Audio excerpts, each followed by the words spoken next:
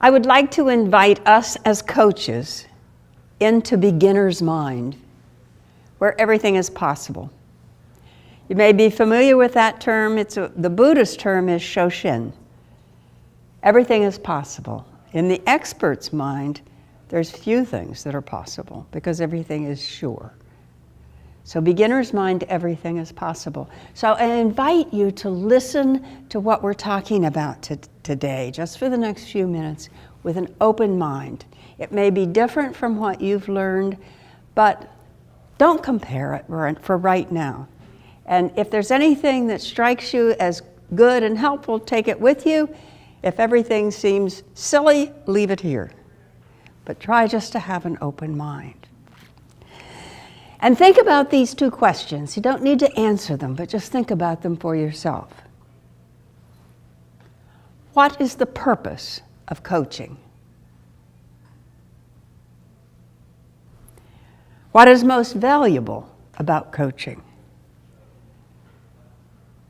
Each of us will have our own answers, depending upon where we did our training and all the experiences we've had since then.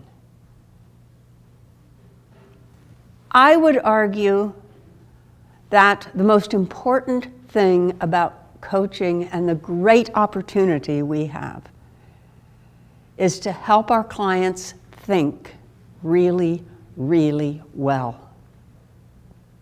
To help our clients think really, really well. Because the success of any action the person takes is going to depend on the quality of their thinking before they take that action. That's true for all of us. That the success of anything we do depends on the quality of our thinking before we do it. I would add to that the real most important part of it is to help people think for themselves. What do you really think about this?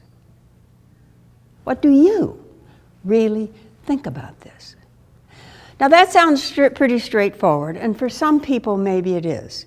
For a lot of us, and I include myself in this, I didn't have much training in how to think for myself. I had a lot of training in how to memorize and feedback and give answers the way the teacher wanted me to give answers. But I didn't have a lot of training in how to think well for myself. So I think as coaches, we have a huge opportunity to help people think really well for themselves. For many of us, a great deal of our coaching training involved learning how to ask really good questions that are well-timed. Really good questions that are well-timed.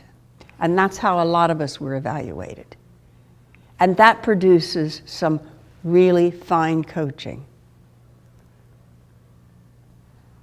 But what if what the person needs is silence?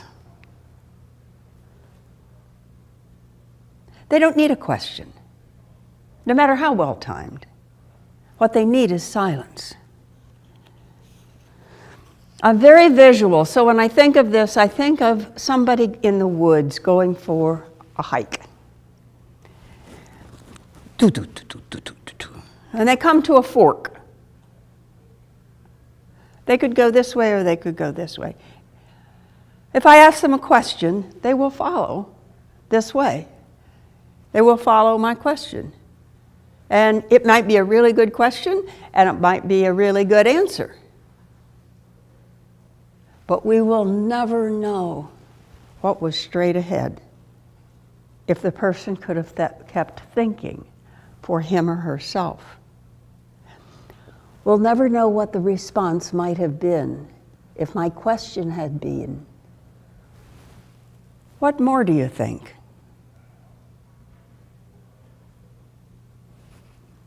What more do you think? This can produce some startling, brilliant thinking. And the person will see that they produced it on their own. They didn't need you. They thought brilliantly. We often say the person with the best solution is the one with the problem. Do you believe that? I mean, do you really believe that? I always wanted to really believe that, but it was hard. Until I met Ben. Ben was a coaching client of mine for a couple years. What I'm talking about in terms of thinking for yourself in silence, comes from the work of a woman named Nancy Klein. Her company is Time to Think, and the process is the thinking environment. Ben came to me specifically for thinking environment coaching. And so that's what we did for a couple of years. Ben was one of the smartest people I've ever met in my life. And yet, he couldn't think really well for himself. He was in a big consulting company, and they had definite templates and definite ways of approaching clients, and that was it. He'd gone through business school that was not encouraging in terms of independent thinking. So we spent quite a few sessions helping Ben learn to think for himself. And he would come to a point of saying, I don't have anything else to say. And I would say, that may be true, but let's just make sure. What more do you think? And I would say that to him 5, 6, 7, 8, 9, 10 times. And he would have more thoughts.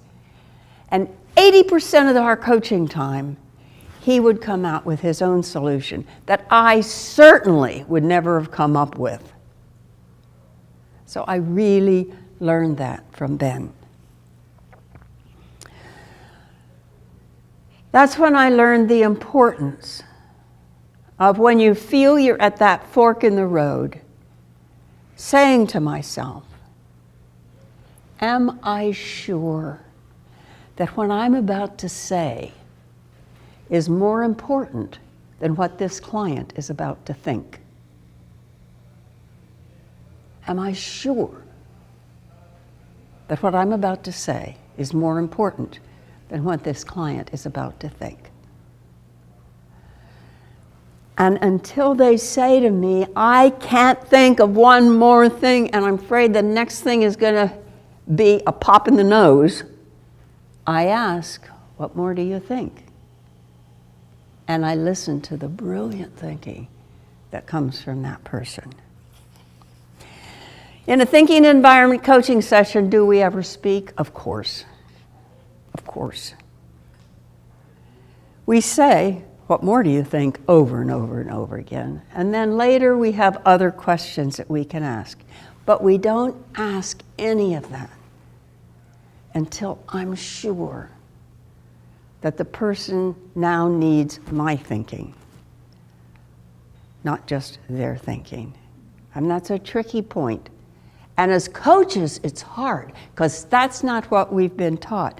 And you feel very de-skilled initially when all you say to somebody is, what more do you think?